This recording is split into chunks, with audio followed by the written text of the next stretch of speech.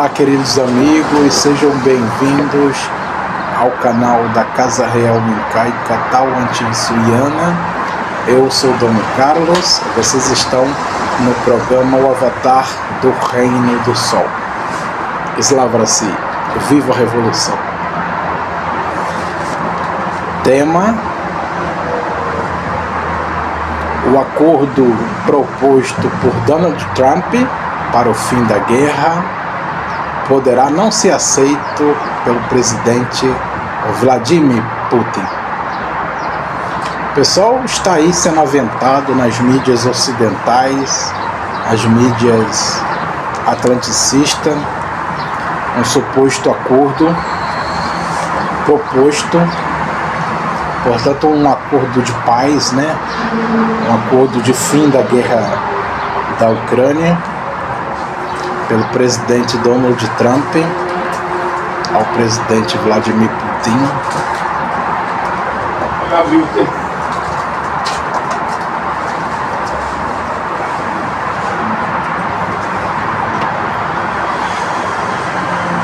E esse acordo, ele não é de se crer a 100%. É um acordo muito duvidoso, até porque a Rússia já tem experiência em lidar com a NATO, em lidar com Washington, quando se trata de acordo, Quando se tratou do acordo para fim da Guerra Fria e, consequentemente, a dissolução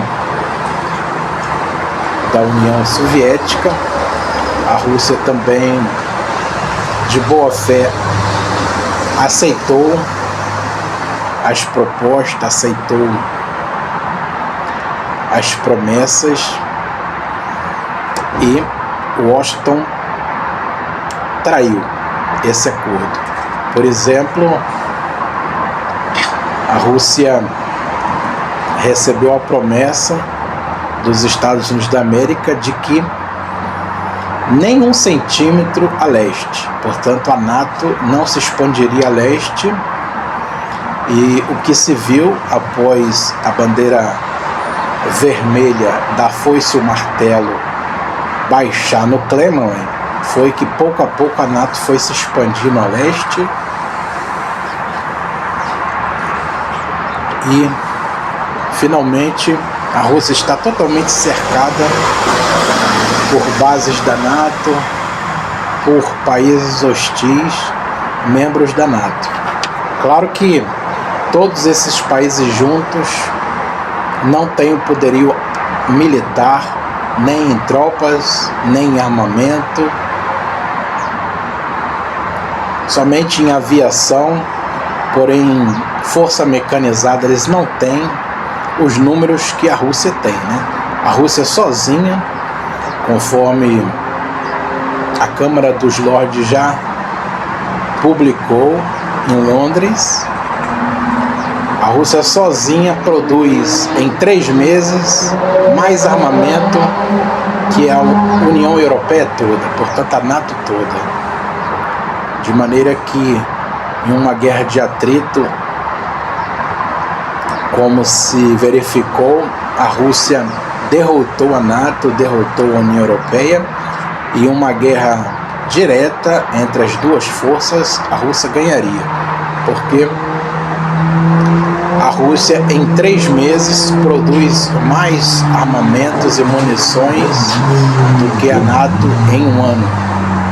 Os estoques da NATO já estão no vermelho, dos Estados Unidos também, os estoques de armas, de munições estão no vermelho, comprometendo a segurança nacional. Então, Donald Trump não quer mais a guerra da Ucrânia, porém,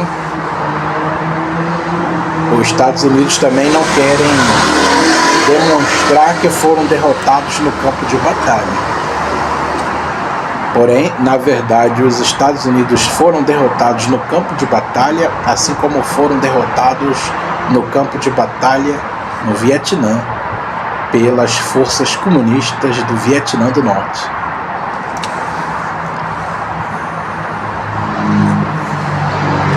Rússia sabe muito bem disso. O presidente Vladimir Putin é uma pessoa extremamente preparada para o cargo, um estrategista, um oficial da KGB, coronel, e ele não se deixará enganar, não aceitará nenhum tipo de tropas garantidoras na linha fronteiriça entre a Ucrânia Ocidental e a Ucrânia Oriental, portanto a Nova Rossíia, Slava Rossíia, não aceitará.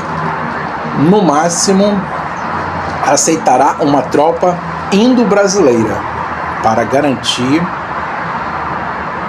a paz entre as duas nações, a nação eslavo-ucraniana e a nação eslava-russa. Nesse caso, uma fronteira ali delimitada pelo rio Dnieper.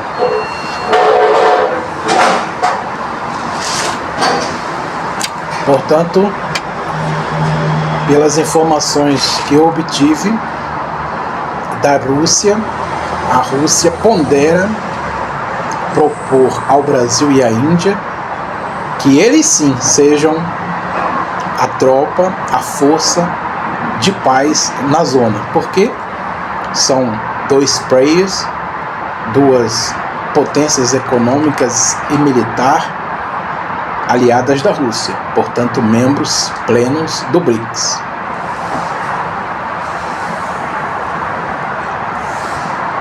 Porém, a Rússia jamais aceitará tropas inglesas, francesas, polonesas, muito menos, de nenhum país membro da União Europeia, porque isso seria um cavalo de Troia. Essas forças garantidoras de paz poderiam facilmente mudarem para uma força ofensiva que poria em risco a integridade territorial e a segurança nacional da Federação Russa. Tendo em vista que a Rússia está a ganhar a guerra, não há motivo para aceitar nenhum tipo de acordo proposto por Washington, pelo menos nos termos de Washington, e sim nos termos de Moscou. E os termos são claros. A transformação da Ucrânia em um país pacifista, neutral, assim como foi o Japão e a Alemanha do pós-guerra. A Ucrânia terá apenas forças de segurança nacionais e não mais capacidade de projetar força internacionalmente. A Ucrânia deverá convocar eleições livres e os candidatos dos partidos de oposição terão que ter pleno direito de concorrer à presidência. A Ucrânia irá promulgar, através da sua Constituição, a abdicação total, permanente e eterna de não entrar em nenhuma aliança militar, nem a NATO e nenhuma outra aliança que porventura venha a existir. A Ucrânia não aderirá à União Europeia, portanto a Ucrânia será um país, assim como a Noruega, não pertencente à União Europeia. As regiões de Kherson, Zaporizhzhia, Donetsk, Luhansk, Crimeia, Kharkov, portanto todo o sul da Ucrânia e Odessa tornam-se parte integrante da Federação da Rússia. Portanto, essas regiões serão consideradas repúblicas pertencentes à Federação da Rússia e terão a garantia da autodeterminação desses povos eslavos russos, e a Ucrânia abdicará de vez qualquer tipo de intento de reintegração desses antigos oblastes.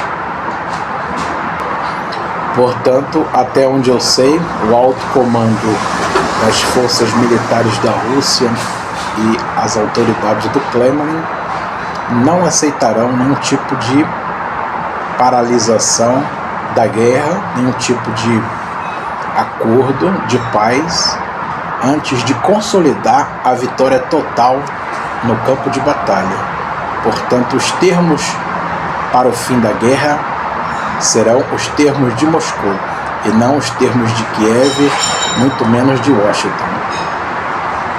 A Rússia tem muita experiência em negociações de acordos com a NATO, com Washington, com Londres.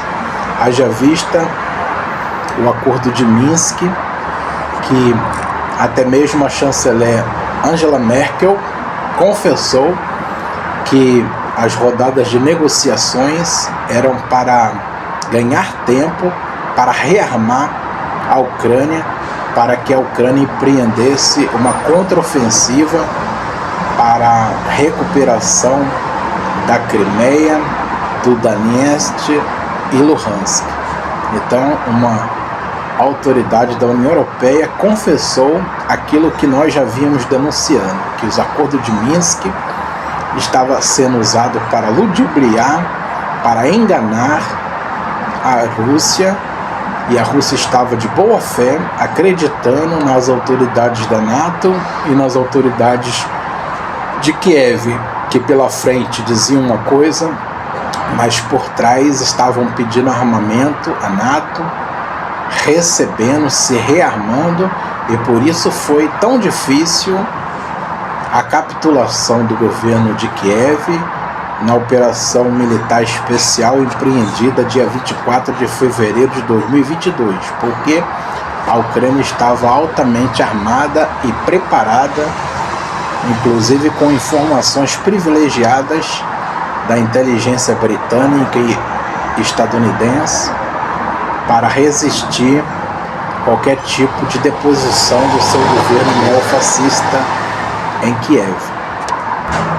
Quando eu lá vivia no Donbás, semanas antes do início da operação militar especial, eu até filmei, eu presenciei a movimentação da NATO, a movimentação da Força Aérea Ucraniana na linha de contato a bombardear as tropas regulares do exército de Donetsk. Portanto, um ato hostil, um ato provocador, e a Rússia esperou até o último minuto, vendo que a iminência de uma contraofensiva ucraniana era cada vez mais clara. A Rússia finalmente autorizou a Operação Relâmpago, a operação. A Federação da Rússia vinha monitorando essa movimentação das tropas ucranianas em coordenação com a NATO na linha de contato lá no Donbás, e finalmente o Kremlin autorizou a Blitzkrieg, a Operação Relâmpago de tomada da capital ucraniana Kiev e a decapitação do governo. Porém, nós vimos que a história não terminou ali, porque a NATO, a União Europeia, mas principalmente os Estados Unidos, continuaram a financiar 10 vezes mais a Ucrânia em dinheiro, em armamento, em inteligência, para debilitar a Rússia, a fim de levar a Rússia ao colapso econômico e militar no campo de batalha. Porém, a Rússia sempre demonstrou em sua história ser impossível de ser derrotada no campo de batalha. A Rússia nunca perde uma guerra. A Rússia se adaptou à nova realidade da guerra. A Rússia começou a revolucionar a sua maneira de combate, os seus métodos foram cada vez mais variados, métodos revolucionários, e começou a obter os resultados pretendidos, principalmente na região leste, que era o território pretendido para garantir a soberania, a autodeterminação e a segurança dos povos eslavos russos e da própria Federação da Rússia. Eu vejo aí alguns chamados especialistas militares, comentaristas geoestratégicos a criticar a Rússia por utilizar burros, utilizar mulas, cavalos, atualmente na guerra para transporte de munições, armamentos e até feridos. Isso não é motivo de zombaria, isso não é motivo de nenhum desprestígio. A Rússia é um país altamente resiliente e revolucionário em técnicas militares. As técnicas militares mongóis, as técnicas militares eslavas são estudadas a fundo pelo Ministério da Defesa russo e, vez ou outra, esses métodos antigos são utilizados quando eles proporcionam uma vantagem estratégica no teor. Os futuros analistas militares, os estrategistas do século XXI irão debruçar nos livros que contam a história da guerra da Ucrânia para aprenderem novas técnicas que a Rússia lançou com grande êxito. Um desses é a utilização de animais de carga. Também está a obter muitos resultados a utilização de motos chinesas baratíssimas, são usadas no terreno, principalmente pelas Spetsnaz, as forças especiais, para uma locomoção rápida e estratégica, principalmente nas linhas inimigas, na retaguarda do inimigo. Portanto, a Rússia usa essas motocicletas na retaguarda do inimigo e tem obtido grandes resultados, e é uma ótima estratégia de guerra, bem como os jipes descartáveis fornecidos pela República Popular da China, que também melhoram e muito a mobilidade da sua tropa no campo de batalha. Aqui em Portugal, em geral, as pessoas, a sociedade, as mídias são russofóbicas, são pró-Estados Unidos, pró-Reino Unido, pró-NATO, e odeiam de morte o presidente Vladimir Putin, odeiam a Rússia, a sua cultura, e querem a destruição da Rússia. Muitos aqui falam, até mesmo comigo, no dia a dia, que desejam que o Vladimir Putin seja morto pelo MI6 britânico ou outra força da NATO, né? Que ele seja assassinado, e que ele sendo assassinado acabará a guerra. Lê do engano. O presidente Vladimir Putin é uma das pessoas mais moderadas do Kremlin. Se o governo russo caísse nas mãos, por exemplo, do ministro Dmitry Medvedev ou algum dos generais do alto comando, como o general Gerasimov, entre outros, o mundo poderia sofrer um holocausto nuclear, porque eles não aguentariam as provocações que a NATO fez com a Rússia, fez com o presidente Vladimir Putin. Mas por ele ser uma pessoa muito calma, muito estrategista, ele aguentou até aqui em uma guerra de atrito e venceu a NATO, venceu os Estados Unidos no campo de batalha.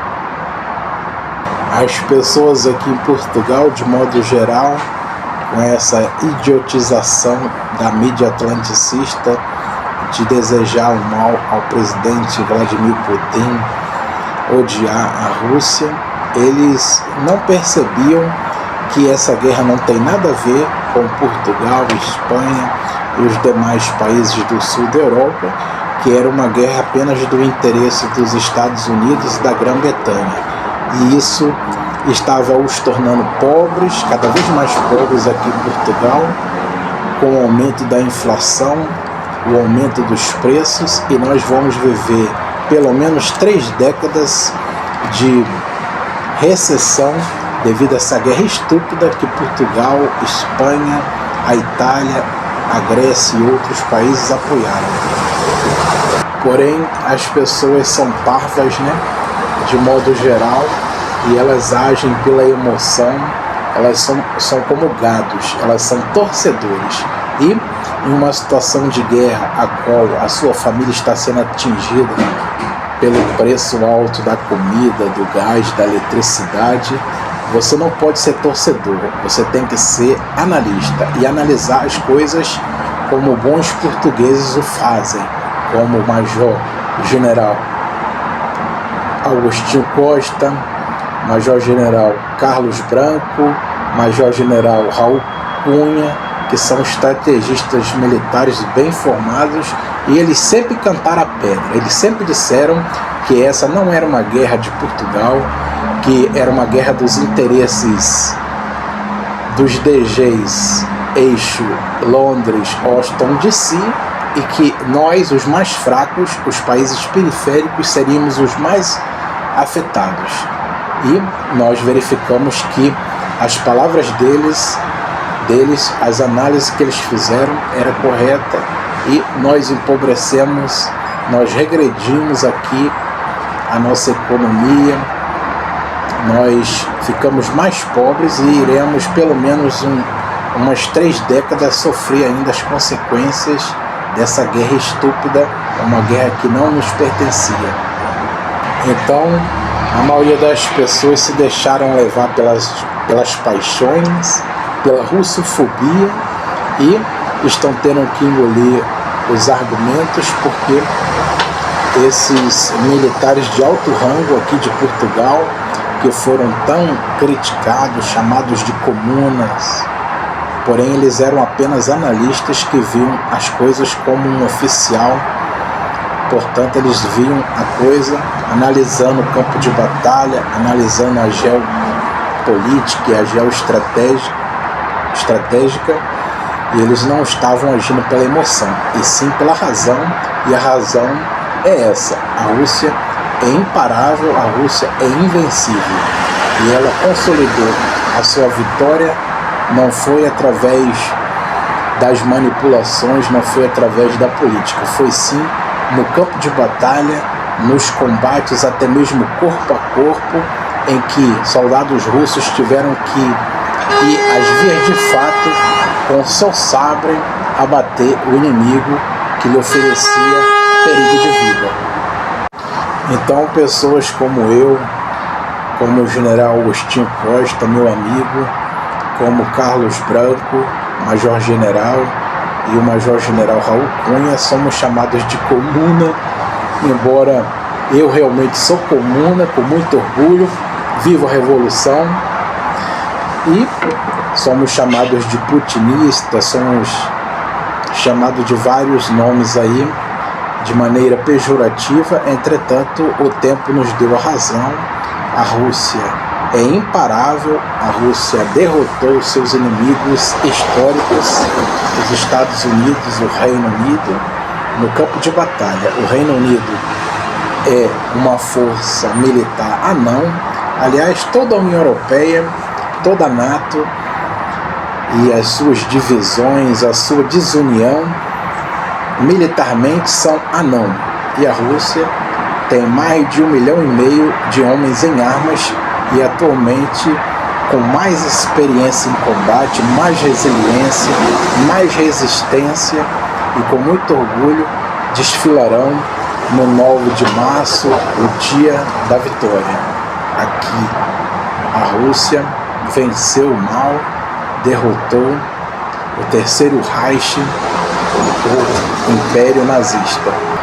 De maneira que no 9 de março a Rússia no dia da vitória, desfilará triunfante no Kremlin a vitória total contra as forças atlanticistas, as forças da NATO, que o tentaram fragmentar, o tentaram fragilizar, destruir a sua civilização, e foram derrotados e humilhados em pleno século XXI, e serviu de grande exemplo para a China, para os países do sul global, que mesmo não tendo uma economia superpotência, a Rússia, devido à sua resiliência, o seu expert militar e tecnológico, pôde derrotar mais de 30 países economicamente mais poderosos e, em muitos casos, até tecnologicamente mais poderosos, porque a Rússia estava do lado correto da história, e por isso prevaleceu a vitória dos povos oprimidos do mundo. Slava, viva a revolução!